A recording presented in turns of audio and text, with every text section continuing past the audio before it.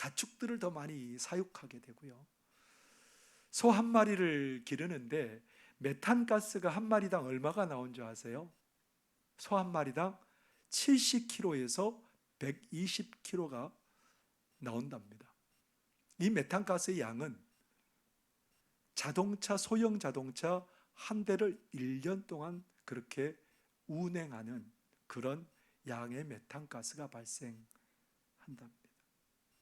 그러니까 우리는 무심코 뭔가를 좋아하고 뭔가를 먹고 그런 것들조차도 우리가 분명히 결과가 올 거를 생각하고 살아가야 된다는 겁니다. 우리가 행하는 모든 일에는 분명히 결과가 따른다는 겁니다.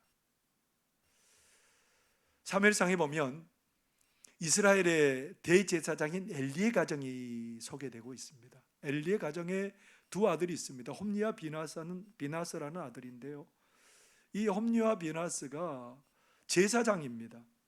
그런데 이 홈리와 비나스가 백성들이 제사를 드리러 오면 제사를 드리기도 전에 자기들이 원하는 고기를 달라고 사환을 시켜서 그냥 가져갑니다. 백성들이 얼마나 답답하냐면, 제사장님, 우리가 하나님 앞에 제사를 먼저 드리고 원하는 거 다 드릴 테니까 먼저 하나님께 제사를 드립시다. 근데 막무가내입니다. 밀쳐내고 가져가는 겁니다. 이러한 그들의 모습에 대해서 사무엘상 2장 17절은 이렇게 말하고 있습니다. 이 소년들의 죄가 여호와 앞에 심히 크면 그들이 여호와의 제사를 멸시함이었더라. 그들이 그렇게 제사를 멸시할 뿐만 아니라 성막에서 수종드는 여인을 욕보이기도 하고요. 이런 소문이 엘리의 귀에까지 들어갑니다. 그러니까 엘리가 두 아들에게 말합니다. 너희들이 이렇게 하는 것은 이 백성들로 하여금 죄를 짓게 하는 것이고 너희들의 평판을 나쁘게 하는 거다. 그렇게 얘기합니다. 정말 그렇게 얘기할 뿐이에요. 그냥 단호하게 뭔가를 조치를 취하지 않고 그렇게 얘기를 합니다. 어떤 일이 벌어졌을까요? 나중에 하나님의 심판으로 말미암아 홈리와 비나스는 전쟁터에 나가서 죽고, 이 비보를 들은 엘리는 의자에 앉았다가 의자가 뒤로 넘어지면서 목이 부러져서 죽었답니다. 그리고 그 가문에는 앞으로 노인이 한 사람도 없을 것이다. 그 가문은 앞으로 양식을 위해서 구걸할 수밖에 없는 가문이 될 것이다. 그렇게 얘기를 해버립니다. 홈리와 비나스가 엘리가 자기들의 행동에 따라서 결과가 이렇게 나올 줄 몰랐을까요?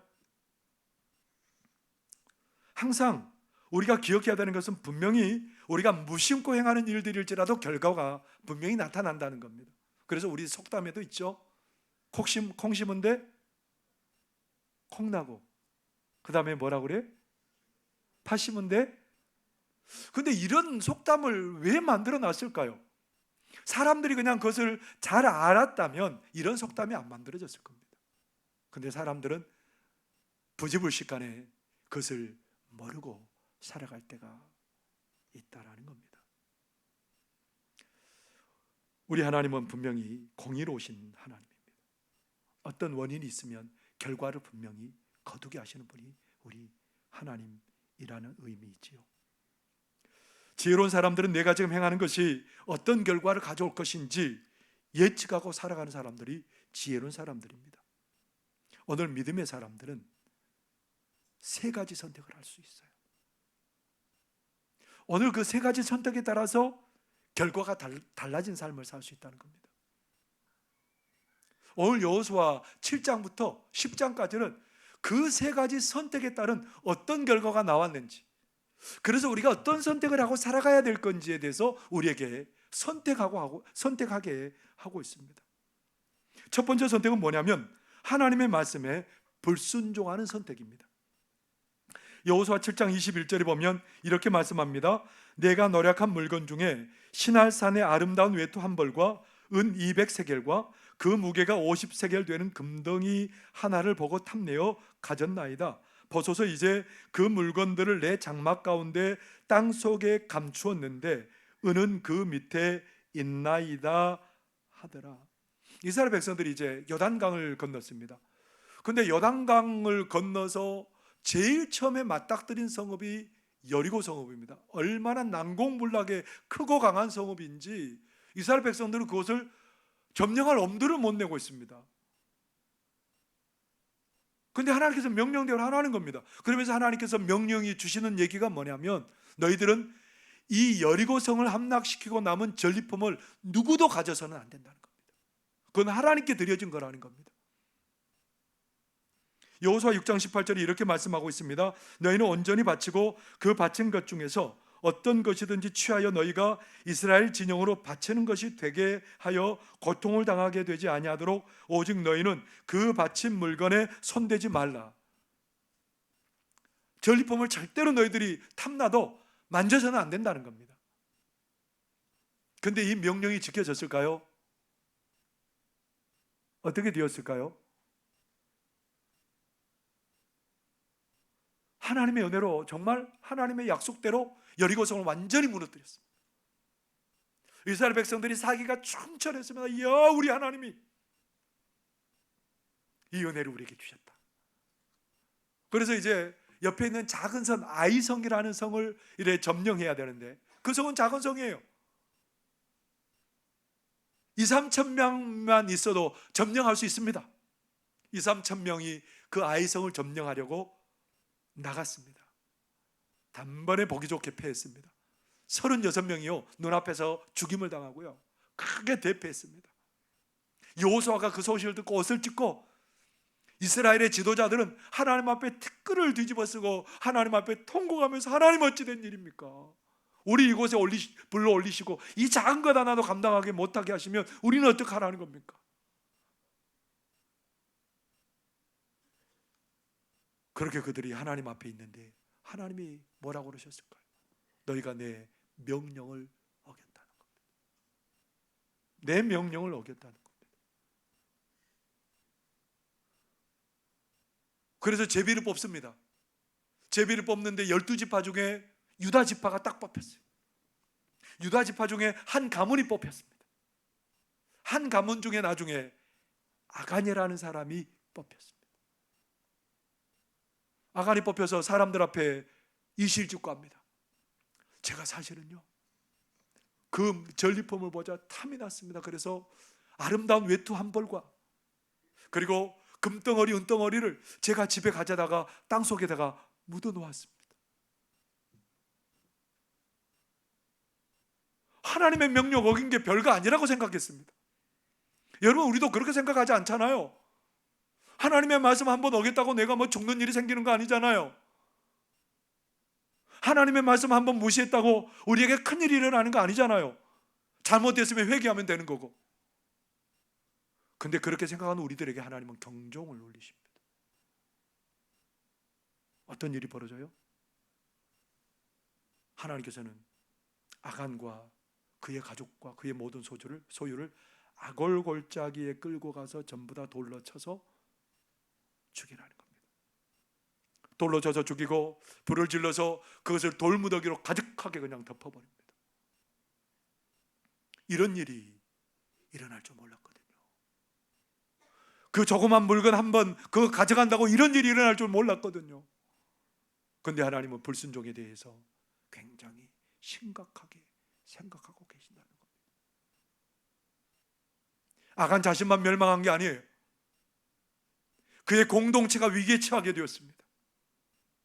그의 공동체가 36명이나 되는 사람들이 죽었습니다. 크게 패했습니다. 36명의 사람들은 누구예요? 누구에게는 아들이고, 누구에게는 남편이고, 누구에게는 아버지고, 그런 소중한 존재를 잃어버리고 온 진영이 비통하게 눈물로 가득하게 차고 말았다는 겁니다. 우리가 생각하기는 우리가 불순종을 택해도 별일 없을 거라고 생각하지만, 이거는 하나님 보시기에는 큰 우리에게 씻지 못할 그런 불행의 결과를 가져온다라고 우리에게 다시 한번 경고하고 있습니다. 두 번째 선택지는요, 우리의 상식을 선택하며 상식에 이끌려 살아가는 겁니다. 불순종을 택할 수도 있고요, 상식에 이끌려 사는 삶을 택할 수도 있다는 겁니다. 여호수아 9장 13절에서 15절에 이렇게 기록하고 있습니다. 또 우리가 포도주를 담은 이 가죽 부대도 새 것이었으나 찢어지게 되었으니 우리의 이 옷과 신도 여행이 매우 길었으므로 낡아졌나이다 한지라 우리가 그들의 양식을 취하고는 어떻게 할지를 여호와께 묻지 아니하고 여호수아가 곧 그들과 화친하여 그들을 살리리라는 조약을 맺고 회중 족장들이 그들에게 맹세하였더라. 이스라엘 백성들이 200만 명이나 되는 그 사람들이 요단 동편에서 이제 건너서 가나안 땅에 들어왔습니다. 요단 동편에서 그들에게 대해서 들린 소문은 뭐냐면 거기에 강한 족속들을 무너뜨렸고 나중에 애굽도 사실 그 사람들을 굴복시켰던 하나님을 모시고 사는 사람들이에요. 그들이 가나안 땅에 들어오니까 이제 다급한 거예요. 저 이스라엘 사람들이 들어오면 우리는 큰일 났다. 그러니까 우리 동맹을 맺어서 그들을 대항하자. 그래서 몇 개 강한 부족들이 강한 나라들이 동맹을 맺었습니다. 우리 서로 돕고 이스라엘을 치자. 그런데 최근에 또 어떤 일이 벌어지냐면 여리고를 무너뜨리고 아이성을 무너뜨리니까 기브온 족속들이, 기브온에 있는 사람들이 동맹 맺은 것에 대해서 배반을 하게 됩니다. 여호수아 10장 2절 3절에 여러분 앞에 자막을 보시면 이렇습니다. 크게 두려워하였으니 이는 기브온은 왕도와 같은 큰 성임이요 아이보다 크고 그 사람들은 다 강함이라 예루살렘 왕 아도니세덱이 헤브론 왕 호암과 야르뭇 왕 바람과 라기스 왕 야비아와 에글론 왕 드빌에게 보내어 이르되, 무슨 말이냐면 이 사람들이 연합전선을 형성했는데 기브온이 배반을 했대요. 저그들만 살려고. 가나안 땅에 있는 이스라엘 그 이방 민족들은 전부 다 이스라엘 백성들이 다 없애버린다는 것을 알기 때문에 가서 살 계략을 꾸미는 거예요. 어떻게 계략을 꾸미냐면 멀리서 온 것처럼 그들은 거의 찢어져 가는 포도주 부대를 하나 메고 다 기워진 떨어져서 기운 신발을 신고 누더기가 된 옷을 입고 빵도 전부 다 곰팡이가 가득하게 핀 빵을 가지고 여호수아와 그 지도자리 있는 곳에 왔습니다. 우리는 멀리에서 당신들의 소문을 듣고 왔습니다. 당신들과 조약을 맺으려고 왔습니다. 당신들의 종입니다. 우리는. 그러니까 우리와 조약을 맺고 우리를 보살펴 주십시오. 보니까 행색을 보니까 멀리서 온 거예요. 이 가나안 땅에 사는 사람들이 아니에요.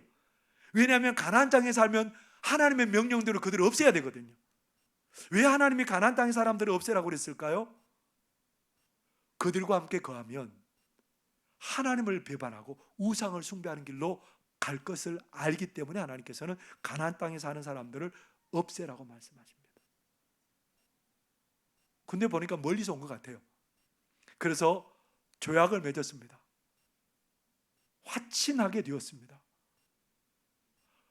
그래서 그들을 보호하고 그들과 평화로운 관계로 살겠다고 약속을 해버렸습니다. 그랬더니 그들이 이제 상식 수준에서 결정을 했죠. 보니까 당연한 거죠. 그렇게 한 거.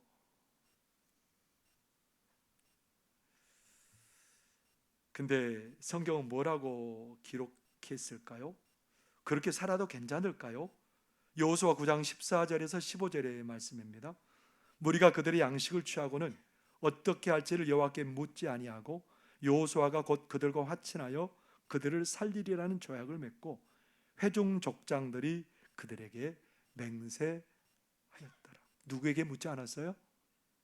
하나님께 묻지 않고 상식대로 처분했다. 여러분, 상식에 따라 사는 삶이 뭐가 문제야? 우리 그렇게 생각하잖아요. 어제도 그냥 밥 먹고 살았고 오늘도 내가 열심히 살면 산다고 생각하고 살아가는 삶이 뭐가 문제야? 그런데 여러분, 상식에 이끌려 사는 이 삶 때문에 하나님의 큰 명령을 어기게 되는 결과를 빚게 되었다는 겁니다. 그들이 의도하지 않았습니다. 그런데 상식에 따라 삶으로 말미암아 결국은 그들이 하나님의 명령을 어기고 하나님의 명령에 불순종하는 결과가 나타나게 되었답니다. 결국은 기브온 거문을 죽이지 못하고요, 그들을 성막에서 수종드는 종으로 삼습니다. 그러나 그들은 그 땅을 처벌하지 못합니다. 그러면서 이스라엘 백성들이 갈등이 생기기 시작했습니다. 여호수아 9장 18절에 보면 이렇게 말하죠. 그러나 회중 족장들이 이스라엘의 하나님 여호와로 그들에게 맹세했기 때문에 이스라엘 자손이 그들을 치지 못한지라. 그러므로 회중이 다 족장들을 원망하니, 하나님께 약속한 거라는 거예요. 하나님 앞에서 약속한 거기 때문에 그들이 하나님의 약속을 저버릴 수 없어서 기본을 멸망시키지 못하는 거예요. 그러니까 막 백성들이 왜 그렇게 했냐고 막 원망합니다. 서로 힘을 합쳐서 싸워도 부족한 판에 지금 갈등이 생겼다는 겁니다. 뭐 때문에요? 상식에 이끌려 사는 그런 삶 때문에 하나님의 명령도 어기고 갈등이 생기는 그런 공동체 분란이 찾아오게 되었답니다. 여러분, 우리 지극히 상식적으로 살고 있지 않습니까? 열심히 일하면 여러분 부자로 살게 되죠. 열심히 운동하면 건강하게 살게 되죠. 아프면 병원 가면 되는 거잖아요. 자녀들 좋은 학원에 보내야 되고, 자녀들 좋은 공부 시켜서 잘 나가게 해야 되고, 우리는 그렇게 살면 결과가 좋을 거라고 생각해요. 지극히 상식적이잖아요. 근데 여러분, 우린 지극히 상식에 따라 살아도 별 문제를 못 느끼고 살았습니다. 근데 여러분, 정말로 우리가 열심히 한다고 열매를 거두고 살아요? 아니에요. 아무리 열심히 하고 살아도 빈손일 수도 있습니다. 여러분, 정말 건강을 위해서 열심히 하루에 막 수십 킬로를 뛴다고 건강할 수 있습니까? 하나님이 건강케 하시지 않으면 누구도 건강할 수 없습니다. 병원에 가서 여러분 열심히 약 먹고 치료받는다고 다 낫던가요?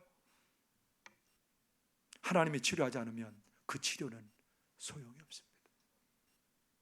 자녀들 아무리 열심히 해서 나의 모든 것을 다 걸어도 하나님이 그를 복되게 하지 않으면 그의 길은 막힐 수도 있습니다. 그런데 우리는 여전히 지금도 상식을 붙들고 살아요. 그런데 그 삶에 대해서 하나님께서 오늘 다시 권면하고 있습니다. 너희들이 상식에 이끌려 살지 말라는 겁니다.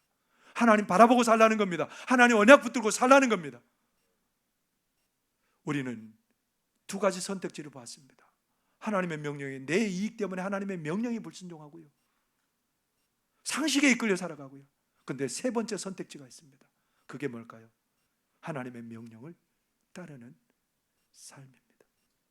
여호수아 10장 8절에 이렇게 말씀합니다. 그때 여호와께서 여호수아에게 이르시되 그들을 두려워하지 말라. 내가 그들을 내 손에 넘겨주었으니 그들 중에서 한 사람도 너를 당할 자 없으리라 하신지라. 여러분, 기본 사람들이 그렇게 배반을 하니까 연합군이 기본 저것들 정말 배신자들이라, 저들 먼저 우리가 공격해버리죠. 그래서 연합군이 누구를 먼저 공격해와요? 기본을 공격해요. 기본이 다급합니다. 누구에게 요청을 하겠어요? 도움을? 여호수아에게 요청을 합니다. 우리를 빨리 와서 좀 구원해 주세요. 여러분이 여호수아 입장이면 어떻게 하겠습니까? 저는 귀 막고 안 들어버릴 것 같아요. 왜냐하면 그 연합군과의 전쟁에 나갔다가는 우리 이스라엘이 완전히 진멸될 수도 있어요. 망할 수도 있습니다. 여러 가지 어려운 끝에 가나안 땅에 도착했는데 힘도 못 펴보고 죽어버릴 수 있습니다. 흔적조차 없어져 버릴 수도 있습니다. 연합군은 강하기 때문에 그렇습니다. 준비된 사람들이기 때문에 그렇습니다. 그런데 여호수아와 백성들은 그거 안 따져요. 하나님의 명령에 순종해요. 그래서 길갈에서 밤을 새워서 그곳을 달려갑니다. 주저하지 않았습니다. 그러한 그들에게 하나님이 뭐라고 그러셔요? 내가 그들을 넘겨주었다. 한 사람도 너희를 피하지 못한 것이다. 밤을 새워서 갔습니다. 피곤해 지친 그들이 그렇게 질법한데 하나님이 그들을 도와주십니다. 그래서 연합군들을 추격하기 시작합니다. 그리고 그들을 무찌르기 시작합니다. 근데 놀라운 일이 벌어집니다. 하나님께서 우박을 내리셔서 그 연합군들을 치기 시작합니다. 이스라엘 백성의 칼에 죽은 사람보다 우박에 죽은 사람이 훨씬 더 많았다고 성경 기록합니다. 그런데 이상한 일이에요. 이들을 다 없애버려야 되겠는데, 진멸해야 되겠는데 시간이 부족해. 그런데 여호수아가 이스라엘 군사들의 목전에서 하나님 앞에 소리 높여 간구합니다. 하나님, 저 태양을 그곳에 머물게 해주세요. 저 달도 그곳에 머물게 해주세요. 어떻게 됐을까요? 어떤 일이 벌어졌을까요? 태양과 달이 그곳에 머무르게 됐고 큰 승리를 얻도록 그곳에 머물러 있었고 그런 일은 이전에도 없었고 이후에도 없었다라고 기록하고 있습니다. 하나님의 명령을 따를 때 어떤 역사가 일어나는지 이스라엘 백성도 눈으로 보았습니다. 하나님의 명령을 따를 때 내 여건 상황 바라보지 않고 하나님의 명령에 순종했을 때에 어떤 일이 벌어졌는지 그들은 눈으로 보게 되었습니다. 하나님의 명령에 순종할 때에 태양과 달도 머무르는 역사를 눈으로 보게 되었습니다. 하나님의 명령에 순종했을 때에 무너뜨릴 수 없을 것 같은 여리고도 무너지는 것을 눈으로 보았습니다. 그래서 그들은 용기백배하게 됩니다. 하나님께 순종하면 이 땅 문제가 아니구나. 하나님께 순종하면 문제될 게 없구나. 그들이 순종으로 말미암아 다시 한번 하나 되는 은혜를 경험하게 되었습니다. 사랑하는 성도 여러분, 우리는 늘 선택의 기로에 서서 살아가는 사람들입니다. 그런데 그 선택이 어느 선택지냐에 따라서 결과는 달라진다는 사실입니다. 동가식 서가숙이라는 말 혹시 들어보셨습니까? 동가식 서가숙. 결혼 정년기에 딸이 있었는데 부모가 두 사람의 신랑감을 데려왔습니다. 한 신랑감은, 동쪽에 사는 신랑감은 좀 외모도 빠지고 좀 그렇게 보기에는 그렇게 큰 호감을 주지 못하는데 부자예요. 재산이 많아요. 서쪽에 사는 신랑감 후보는 별로 가난해요. 근데 참 멋지게 생겼어요. 총명해요. 그래서 그 부모가 딸에게, 야, 너는 어떤 사람을 신랑감으로 택할래? 그랬더니 이 딸이 뭐라고 그랬게요? 밥은 동쪽 집에 가서 먹고 잠은 서쪽 집에 가서 자겠습니다. 그럴 수 있어요? 두 개 다 잡고 싶대요. 두 사람 다 신랑 삼고 싶답니다. 올바른 선택을 하지 못하고 이익에 따라 휘청거리는 우유부단한 삶의 모습을 우리에게 보여주는 그런 이야기이죠. 지혜로운 사람은 선택을 하는데 주저함이 없고 흔들리지 않습니다. 왜냐하면 그 기준은 하나님이기 때문에 그렇습니다. 하나님의 말씀이기 때문에 그렇습니다. 여러분, 우리에게는 세 가지 선택지가 늘 열려 있습니다. 불순종하느냐, 상식을 따라 사느냐, 하나님의 말씀을 따라 사느냐. 여러분, 이 한 해 순간순간 뭘 선택하고 사시겠습니까? 모든 일에 항상 옳은 분이 있습니다. 어떤 선택을 하든 항상 옳은 분이 있습니다. 그분이 누굴까요? 우리 하나님입니다. 그렇기 때문에 올 한 해 하나님을 선택하고 하나님의 말씀을 선택하는 사는 그 인생은 후회함이 없는 인생 될 줄 믿습니다. 올 한 해 오직 말씀을 선택하고 오직 하나님을 선택하고 하나님 안에 거하는 믿음의 사람들이 다 되시기를 바랍니다. 기도하겠습니다. 사랑하는 하나님 아버지, 오직 우리의 선택은 하나님을 믿습니다. 오직 하나님을 선택하게 하여 주시고 하나님의 말씀을 순종하는 선택을 할 줄 아는 지혜로운 백성들 되게 하여 주옵소서. 우리의 사는 길이 거기에 있는 줄 믿습니다. 우리의 복이 그곳에 있는 줄 믿습니다. 지혜 주셔서 그 길을 선택하며 살아가는 우리 모두 되도록 도와 주옵소서. 예수님 이름으로 기도하옵나이다. 아멘.